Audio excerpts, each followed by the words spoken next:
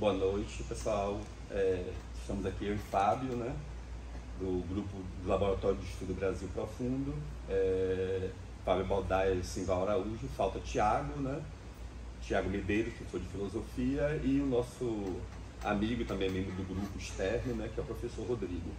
A gente, Ornelas, né? A gente vai apresentar hoje o nosso livro. Acabo de Fábio fazer isso, né, sistematizar rapidamente o que foi esse livro, o que foi essa pesquisa, né? Queríamos agradecer ao IFBA, porque também entrou com recurso, né, que a gente ganhou um projeto, né? Ao trabalho que a gente sempre elogia mesmo de Rafael, assim, de permitir a gente apresentar o livro, a discutir. E vamos ter a oportunidade de fazer isso em um momento, inclusive, assim, mais caloroso, porque hoje foi um dia bem atípico no IFBA. E Fábio vai apresentar bem rapidamente o livro, porque também a gente vai deixar ele disponível para a comunidade do IFBA, para o debate acadêmico institucional, né? Ok. Olá, gente. Então, o nome do nosso livro é O Bolsonarismo e o Brasil Profundo, a dimensão sociocultural do fenômeno e seus elementos formativos. Eu queria só que nós quatro aqui, né? Eu, Simval está presente, Thiago não pôde estar presente, Rodrigo também não. Nós quatro somos autores do livro. Não se trata de uma coletânea, é um livro corrido, escrito pelos quatro autores, que foi produzido a partir de uma pesquisa com financiamento institucional. Tá? Nós somos do Laboratório de Estudos Brasil Profundo, um grupo formado no IFBA a partir de interesse em estudar o Brasil, os problemas, as questões do Brasil. Começamos como um grupo de estudo, depois começamos a oferecer extensão. A gente fazia ciclos de estudos de obras diversas e, em determinado momento, vimos que seria interessante formar um grupo de pesquisa pelas nossas próprias experiências no campo da sociologia, antropologia, ciência política, filosofia. Formamos esse grupo e, em 2020, nós fomos contemplados por um edital. Nesse edital, nós escrevemos o projeto O Bolsonarismo no Brasil Profundo. Foi um dos primeiros, ou o primeiro edital de pesquisa do campus. Então, a gente recebeu um financiamento institucional e, com esse financiamento institucional, uma pesquisa de natureza mais complexa foi possível, né? A gente conseguiu produzir durante alguns anos um material consistente. Então, vou fazer um breve resumo do que a gente fez, né? A gente percebeu logo de início, a gente estava naquele período de pandemia, e a gente percebeu logo de início que, apesar dos problemas na condução da pandemia, a figura de Bolsonaro continuava com alta aprovação popular, né? Isso surpreendia não só a gente, como a sociedade brasileira, que não aprovava exatamente aquele perfil político, né? A imprensa, mas como assim? Não compra vacina, emite declarações controversas, por que a popularidade não decai? E a explicação mainstream, vamos dizer assim, da imprensa, a explicação dos autores que conseguiam publicar não eram satisfatórias para a gente, não parecia razoável. Como hoje as explicações para o atentado e para o plano de golpe também não parecem razoáveis. Parece que é uma ação de indivíduos isolados e só um efeito de conjuntura. Isso para a gente não era verdade, dado inclusive o acúmulo de experiência que a gente já tinha de pesquisa, de entendimento da natureza do Brasil. Então surge a partir daí, né, a pesquisa. A gente decidiu fazer um trabalho de natureza multidisciplinar. Então a gente fez uma análise tipológica de corte weberiano. Então a gente criou tipos de análise. Primeiro a gente fez um desenho de pesquisa a partir da consideração que o bolsonarismo está vinculado com aspectos que não são só do momento, mas são aspectos que escapolem, vamos dizer assim, da ascensão de Bolsonaro. Então a gente começou a identificar que existiam e existem elementos na sociedade brasileira que dão suporte ao bolsonarismo que são anteriores.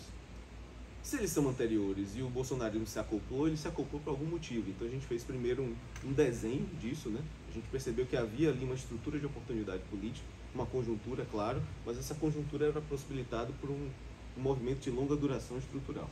E aí o que a gente fez metodologicamente? Um levantamento muito amplo, não vou dizer de toda a bibliografia sobre o bolsonarismo, mas na época quase toda, em português, em inglês e em espanhol, que tratou do bolsonarismo. Fizemos um amplo levantamento de literatura, um amplo levantamento dos colunistas e dos jornalistas que escreviam sobre o bolsonarismo, e fizemos uma análise tipológica, né? Definimos alguns tipos, né? Quais eram os acentos analíticos de cada uma dessas abordagens. Como nós tivemos o apoio também para a realização da pesquisa, conseguimos fazer uma raspagem de dados no Twitter. Então a gente extraiu mais ou menos 200 mil tweets para entender o perfil e o padrão dos discursos das lideranças bolsonaristas, da cobertura da imprensa, da Folha de São Paulo, do jornal Globo e de alguns outros veículos, e como é que isso repercutia por parte dos apoiadores do bolsonarismo, mas também da cobertura da imprensa e de algumas figuras que eram colunistas, que tinham relevância e eram muito lidos. Então a gente fez uma análise, então, fez um levantamento de quase toda a bibliografia, uma análise do Twitter e um levantamento importante do grande ensaísmo nacional, vamos dizer assim, de autores e autoras que pensaram o Brasil aí nas últimas décadas e que tem uma obra consistente. Então, a partir disso, a gente definiu 3 eixos de análise: o ideológico, pensando aí o aspecto político, né, político-ideológico, o aspecto cultural e o aspecto institucional. E aí centramos nossa análise nesse processo e escrevemos o livro a partir desses princípios, né? E aí a gente fez a interpretação a partir do conceito de Brasil profundo. O que é esse conceito de Brasil profundo? É um conceito que a gente tem desenvolvido, começou como uma noção, hoje a gente já pode chamar de um conceito. Nós acreditamos, a partir das pesquisas que já empreendemos, que o Brasil tem algumas singularidades em relação a outros países. E essa singularidade é a regularidade e a profundidade de algumas práticas e representações. E isso pode ser visto tanto no bolsonarismo quanto em outras expressões. Existem manifestações que são tipicamente brasileiras, que aparecem nas festas, que aparecem na culinária, mas também que aparecem no tipo de violência urbana ou no volume de linchamentos que o Brasil executa anualmente. Enfim, isso aparece tanto nos traços positivos quanto negativos.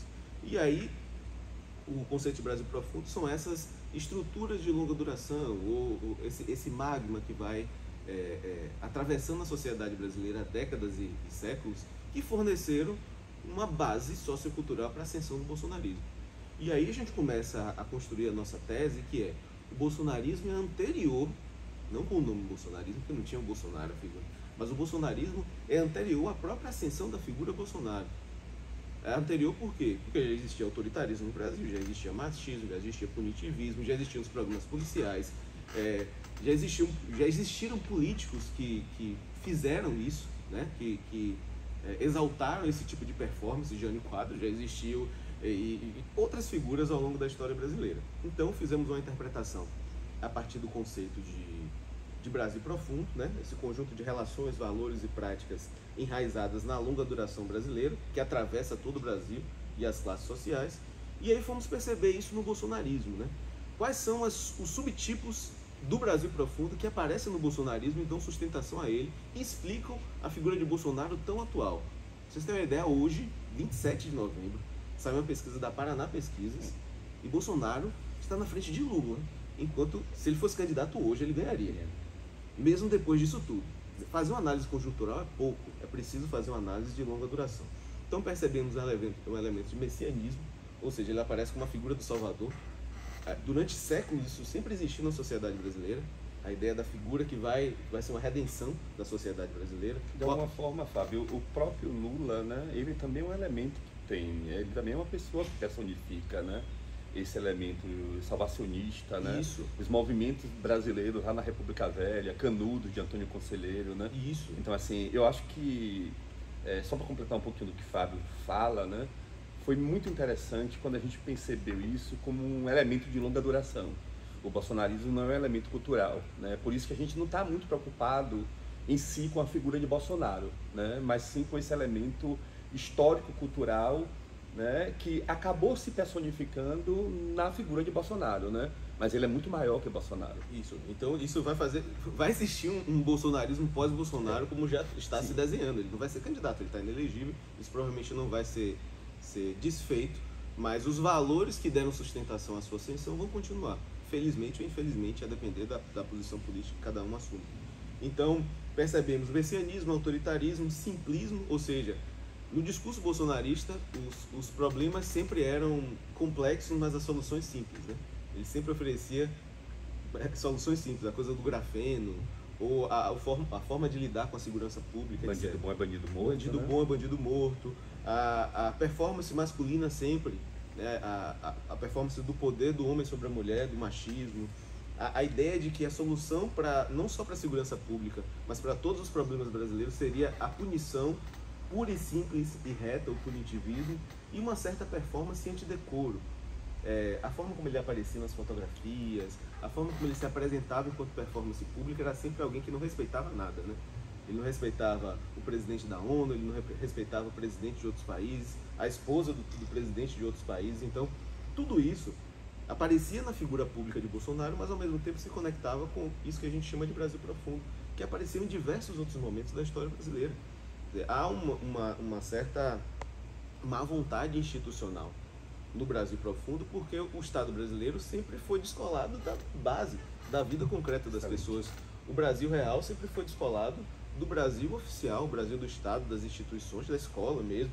Então existe uma vida popular que, de alguma maneira, consciente ou inconscientemente, reflexiva ou não reflexivamente, Bolsonaro conseguiu captar no momento de crise econômica e de crise institucional. Então a gente desenvolve nosso argumento nesse caminho. A nossa pesquisa teve uma boa saída, né? Demos algumas entrevistas para o Brasil de Fato, saiu no Brasil de Fato. BBC, né? Inclusive foi a mais assistida do Brasil de Fato quando a gente deu. Na BBC deve sair uma em breve, demos uma outra no BBC e outros veículos diversos. Porque as pessoas perceberam que tem sentido o argumento de que não é só um fenômeno conjuntural, né? Quais foram as principais conclusões que a gente chegou?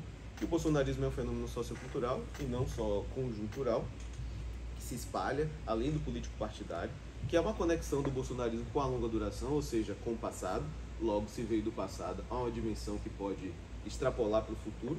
É o que já está se falando, né? Tarcísio, quem vai ser o pós-Bolsonaro, né? E o Bolsonaro está sendo um pouco escanteado, ou tentando ser escanteado para alguns, mas esses valores mobilizados estão aí. Há uma interpretação que a gente faz de que a abordagem da mídia é uma abordagem insuficiente. É uma abordagem que centra só no fenômeno como se ele fosse do presente, e a gente tenta extrapolar para além disso, e que Bolsonaro consolidou sua base ao mobilizar discursos de polarização e determinados valores mobilizados. Eu vou dar um último exemplo, que não está no livro, mas eu vi que nossa tese é muito válida. Recentemente ele deu uma entrevista numa barbearia, em uma periferia de uma grande cidade brasileira, não sei qual foi. Quer dizer, nessa performance ele consegue mobilizar essa conexão. Foi Recife. Em Recife, não foi? Então tem a dimensão do machismo, não foi à toa que ele foi numa barbearia, com o discurso simplista, sem roupas muito formais, ou seja, a dimensão do antidecoro. Então tudo isso aí está nessa performance que de alguma maneira conseguiu se conectar com o Brasil profundo, certo? Então, nosso argumento no livro foi nessa direção e acreditamos, terminamos a escrita dele mais ou menos em julho, a publicação saiu em setembro, acreditamos que é uma publicação que conseguiu captar esses elementos e é uma tese que consegue se sustentar nesse livro. O livro está disponível no site da Kipá Editora, tá? E também já está na EduCaps, que é o repositório da CAPES. Tem um link aqui para os dois acessos, da Kipá e da EduCaps, e tem o QR Code para acesso. O livro é gratuito, tá? A gente se preocupou em oferecer um conhecimento que pudesse ser divulgado para o máximo de pessoas possíveis, e a gente está super disponível para o debate, porque é uma questão que a gente acredita que é de interesse acadêmico, mas é de interesse também da sociedade civil brasileira, né? Discutir os temas. A política deve ser vista como uma atividade cotidiana para as pessoas, e ela deve ser enquadrada não só pelas paixões e emoções, mas a partir de um enquadramento sociológico, antropológico, filosófico, que tenha substância. É isso. Obrigado.